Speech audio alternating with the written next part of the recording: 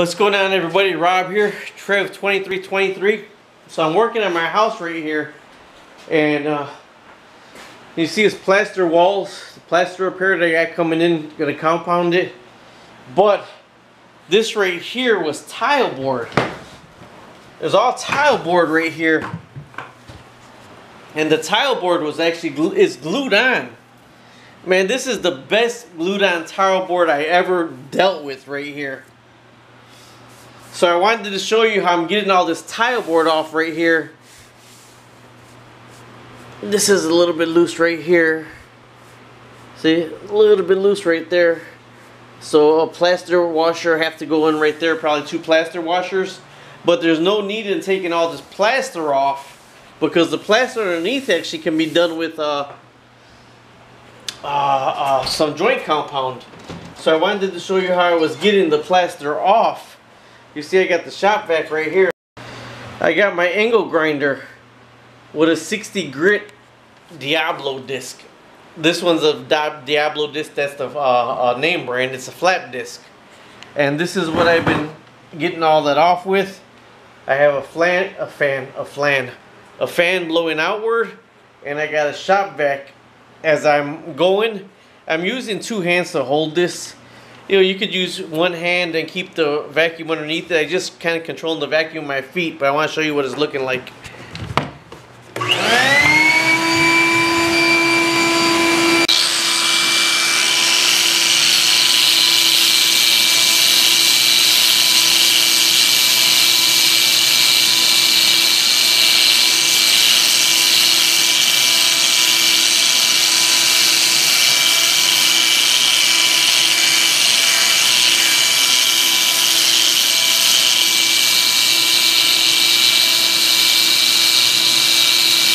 Now this is a 60 grit flap disc.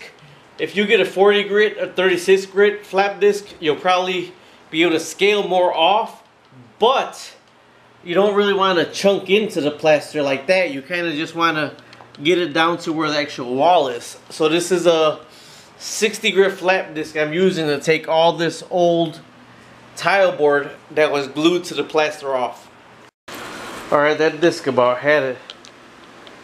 Looks like there's a lot of meat left on it, but it's not doing jack diddly for me. So I'm going to show you the difference on how you know it did it. It's done. This is all I was able to do with 1 flap disc. As you see the difference, there's still more yellow on this than going underneath. I guess will be the primer and first paint the green. And then you get over here and there's more green, because I had to keep going over with the flap disc to get it off. I just had to keep going over with it. But it's like a $9 disc. I think $9 disc. And that's all I was able to do with it right there. I just stopped right there because I just felt like I was spinning my wheels already.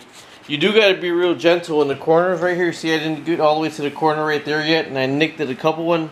I'm probably going to mud over this right here. Mud and sand it. Mud and sand all the little divots to make it look really smooth, or sand it all the way. I don't know yet. But either way, I want to show you how to get the glue off of the plaster. Now this actually is held really good still. This one right here, you see? This right here, there's a line right here from the house settling. So I would have to put a couple screws in right here with some plaster washers. Alright, either way, I wanted to show you that's what the wall looked like first.